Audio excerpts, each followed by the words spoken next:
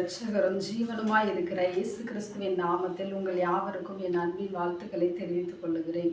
இன்றைக்கு நாம் தியானிக்கும்படியாக தெரிந்து கொண்ட வேத வசனம் 91வது சங்கீதம் 14-15 வசனங்கள். அவன் என்னிடத்தில் வாஞ்சையாய் இருக்கிறபடியால் அவனை விடுவிப்பேன். என் நாமத்தை அவன் அறிந்திருக்கிறபடியால் அவனை உயர்ந்த அடைக்கலத்திலே வைப்பேன். அவன் என்னை நோக்கி கூப்பிடுவான், நான் அவனுக்கு மறுஉத்தரவு அருளிச் செய்வேன். ஆபத்தில் நானே அவனோடு இருந்து அவனை தப்புவித்து அவனை கனப்படுத்துவேன். கடைசியாக நாம் படிக்கிறோம், அவனை கனப்படுத்துவேன். யாரை கனப்படுத்துவார் என்று சொன்னால், அவன் என்னிடத்தில் வாஞ்சையாய் இருக்கிறபடியால் அவனை விடுவிப்பேன். நாம் கர்த்தரிடத்திலே வாஞ்சையாய் இருக்கும்போது கர்த்தர் நம்மை விடுவிப்பார். நாம் கர்த்தரை வாஞ்சிக்கிறது என்னவென்றால், நாம் வாஞ்சையாய் இருக்க வேண்டும் என்றால் அவருக்காக நாம் பிரயாசப்பட வேண்டும், ஜெபிக்க வேண்டும், எப்பொழுதும் அவரையே நினைத்து கொண்டு இருக்க வேண்டும். இந்த உலகத்தை நாம் நினைத்து பார்க்கிறவர்களாய் அல்ல, கர்த்தரிடத்திலே வாஞ்சையுள்ளவர்களாய் கர்த்தரையே நாம் நோக்கி பார்க்க வேண்டும். அதுதான் நாம் அவரிடத்தில் வைத்திருக்கிற வாஞ்சையாகும். இந்த உலகத்திலே வாழுகிற ஜனங்களை பார்க்கும் பொழுது சிலர் வீட்டை கட்ட வேண்டும் என்று சொல்லி வாஞ்சையோடு வாழ்ந்து கொண்டு இருப்பார்கள். சிலர் கார் வாங்க வேண்டும், இடம், நிலம், இப்படிப்பட்ட அநேக காரியங்களை குறித்து இந்த உலகத்தின் காரியங்களுக்காகவே வாஞ்சையுள்ளவர்களாய் செயல்படுவார்கள். ஆனால் இந்த உலகத்திலே நாம் வாஞ்சையோடு செயல்படுகிற எல்லாமே ஒரு நாள் அழிந்து போகும். ஆனால் அழிந்து போகாத நித்திய ராஜ்யத்தை நாம் அடைய வேண்டும் என்று சொல்லி நாம் அவரிடத்திலே வாஞ்சையாய் இருக்க வேண்டும். அடுத்ததாக, என் நாமத்தை அவன் அறிந்திருக்கிறபடியால் அவனை உயர்ந்த அடைக்கலத்திலே வைப்பேன். நாம் எல்லாரும் கர்த்தருடைய நாமத்தை அறிந்திருக்கிறோம். அதனால கர்த்தர் நம்மை உயர்ந்த அடைக்கலத்திலே வைத்து பாதுகாத்து கொண்டு இருக்கிறார். எல்லா காரியங்களிலும் கர்த்தர் நமக்கு உயர்ந்த அடைக்கலத்தை தருகிறார். இந்த உலகத்திலே கர்த்தரை அறியாத ஜனங்களுக்கு அப்படிப்பட்ட ஒரு உயர்ந்த அடைக்கலம் இல்லை. அவர்கள் இந்த பூமியிலே நல்ல நிலைமையிலே வாழ்ந்தாலும் கூட அவர்களுக்கு அந்த உயர்ந்த அடைக்கலம் கிடையாது. அவர்களுக்கு என்று பாதாளமே காணப்படுகிறது. நாம் பாதாளத்துக்கு செல்லுகிறவராய் அல்ல, நாம் கர்த்தரை நேசித்து தேவனுடைய ராஜ்யத்தின் பிள்ளைகளாய் தேவனுடைய ராஜ்யத்திற்கு போகும்படியாக நாம் அவருடைய நாமத்தை அறிந்திருக்கிறோம். அவர் நமக்கு அந்த நாமத்தை தந்திருக்கிறார். அடுத்ததாக வாசிப்போமானால், அவன் என்னை நோக்கி கூப்பிடுவான், நான் அவனுக்கு மறுஉத்தரவை அருளிச் செய்வேன். நாம் அவரிடத்தில் வாஞ்சையுள்ளவர்களாய் இருந்து அவருடைய நாமத்தை அறிந்து நாம் அவரை தேடுகிறபடியினால் நாம் அவரை நோக்கி கூப்பிடும்போது அவர் நமக்கு செவி கொடுக்கிற தேவனாய் இருக்கிறார். அவர் நாம் கூப்பிடும்போது நமக்கு செவி கொடாமல் இருக்கிறது இல்லை.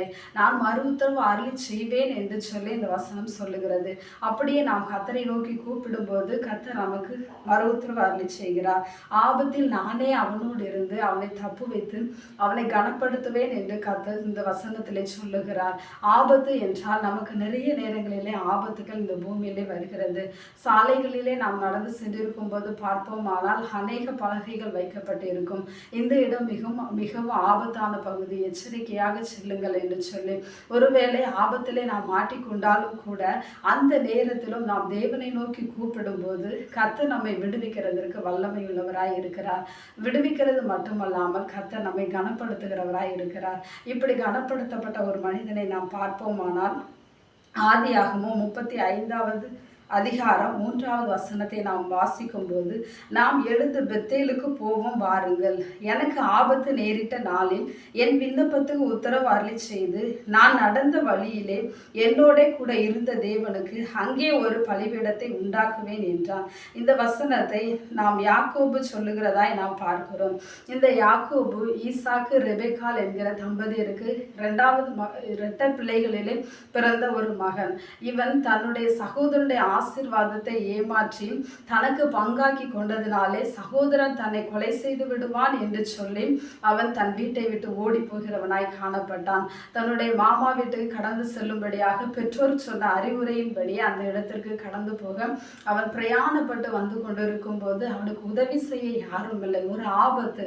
அவன் எங்க போக வேண்டும், எப்படி வழியிலே நடந்து போக வேண்டும், யாரும் துணையில்லாத ஒரு சூழ்நிலையிலே காணப்பட்டான். அப்பொழுது அவன் ஆண்டவரை நோக்கி விண்ணப்பம் பண்ணினான். விண்ணப்பம் பண்ணும்போது கர்த்தர் அவனுக்கு தரிசனத்தின் மூலமாக அவனுக்கு செய்ய போகிற காரியங்கள் எல்லாவற்றையுமே வெளிப்படுத்தினது மட்டுமல்லாமல் கர்த்தர் அவனோடு கூட இருந்தார் என்று சொல்லி இந்த வாசனத்திலே வாசிக்கிறோம். எனக்கு ஆபத்து நேரிட்ட நாளில் என் விண்ணப்பத்துக்கு உத்தரவு அருளிச் செய்து அந்த இடத்துல அவன் விண்ணப்பம் பண்ணுகிறான். ஆண்டவரே, எனக்கு யாருமே இல்லையே, நான் தனியா இருக்கிறேனே, எனக்கு உதவி செய்ய யாருமே இல்லை, நீர் எனக்கு துணையா இரும் அப்படின்னு சொல்லி அவன் விண்ணப்பம் பண்ணி அந்த இடத்துல படுத்துக் கொள்கிறான். அப்பொழுது ஆண்டவர் தரிசனத்தின் மூலமாய் அவனுக்கு செய்ய வேண்டிய நிறைவேற போகிற ஆசீர்வாதங்களை எல்லாவற்றையும் குறித்து அவனுக்கு அங்கே வெளிப்படுத்துகிறார். நான் நடந்த வழியில் என்னோட கூட இருந்த தேவனுக்கு, அவன் நடந்த வழியிலெல்லாம் கர்த்தர் கூட இருக்கிறார். நாம் சங்கீதத்திலே பார்ப்போமானால் ஆபத்தில் நானே அவனோடு இருந்து அப்படின்னு சொல்லி இருக்கிறது. அப்படியே இந்த இடத்திலே தேவன் அவனோடு கூட இருந்து அவனை அங்கே ஆசீர்வதிக்கிறார், அவனை கனப்படுத்துகிறார். அங்கே ஒரு பலிபீடத்தை உண்டாக்குவேன் என்று சொல்லி அங்கே கர்த்தருக்கு மகிமை செலுத்துகிறவனாயும் காணப்பட்டான். நம்முடைய வாழ்க்கையிலும் அநேக நெருக்கங்கள், திடீரென்று ஆபத்து போல வருகிற சூழ்நிலைகள் எல்லாவற்றிலும் நாம் நெருக்கப்பட்டு கலங்கும் போது நாம் ஆண்டவரை நோக்கி கூப்பிட வேண்டும். இந்த உலகத்தில் உள்ள ஜனங்களை நாம் பார்த்து அவர்களிடத்தில் உதவி கேட்டு அவர்களை நம்பி இருப்போமானால் நமக்கு ஒரு உதவியும் கிடைக்காது. ஆனால் நாம் தேவனை நோக்கி கூப்பிடும் போது ஆபத்தில் அவர் நம்மோடு இருந்து நம்மை கனப்படுத்துவார், நம்மை விடுவிப்பார், எல்லா நன்மைகளையும் ஆசீர்வாதங்களையும் தருவார். நம்முடைய வாழ்க்கையிலும் கூட எந்த சூழ்நிலையிலும் நாம் ஆண்டவரை நோக்கி கூப்பிடுகிறவர்களாய் காணப்பட வேண்டும். அவருடைய நாமத்துக்கென்று வைராக்கியம் உள்ளவர்களாய் இந்த பூமியிலே வாழ வேண்டும். அவரை நோக்கி கூப்பிடுகிறவர்களாய் காணப்பட வேண்டும். அப்பொழுது கர்த்தர் நம்முடைய எல்லா விண்ணப்பத்தையும் கேட்டு நமக்கு மறு உத்தரவு அருளி செய்து எல்லா நன்மைகளையும் தந்து நம்மளை ஆசீர்வதிப்பார், கனப்படுத்துவார். இந்த வார்த்தையின்படியே கர்த்தர் நம்மை ஆசீர்வதிக்கும்படியாக நாம் ஜெபிப்போம். அன்புள்ள தேவனே, உம்மை நன்றியோடு துதிக்கிற அருமையான இந்த நல்ல வேலைக்காய் ஸ்தோத்திரம் ஆண்டவரே. இம்மட்டுமாய் கர்த்தருடைய வசனத்தை தியானிக்கும்படியாக கர்த்தர் தந்த நல்ல கிருபைக்காக உங்களுக்கு ஸ்தோத்திரம் ஆண்டவரே. இப்பொழுதும் கூட அவன் என்னிடத்தில் வாஞ்சையாய் இருக்கிறபடியால் அவனை விடுவிப்பேன், என் நாமத்தை அவன் அறிந்திருக்கிறபடியால் உயர்ந்த அடைக்கலத்திலே வைப்பேன் என்று சொல்லி இருக்கிறீரப்பா. அவன் என்னை நோக்கி கூப்பிடுவான், நான் அவனுக்கு மறு உத்தர அருளி செய்வேன், ஆபத்தில் நானே அவனோடு இருந்து அவனை தப்புவித்து கனப்படுத்துவேன் என்று சொல்லி இருக்கிறீரப்பா. அப்படியே கர்த்தாவே ஸ்தோத்திரம் ஆண்டவரே. நாங்கள் உம்மிடத்தில் வாஞ்சியுள்ளவர்களாய் இருக்கிறோம் அப்பா. உம்முடைய நாமத்தை அறிந்திருக்கிறோம் அப்பா. அறிந்திருக்கிற ஒவ்வொருவரையும் உயர்ந்த அடைக்கலத்திலே வைக்கும்படியாய் ஜெபிக்கிறேங்க தாவே.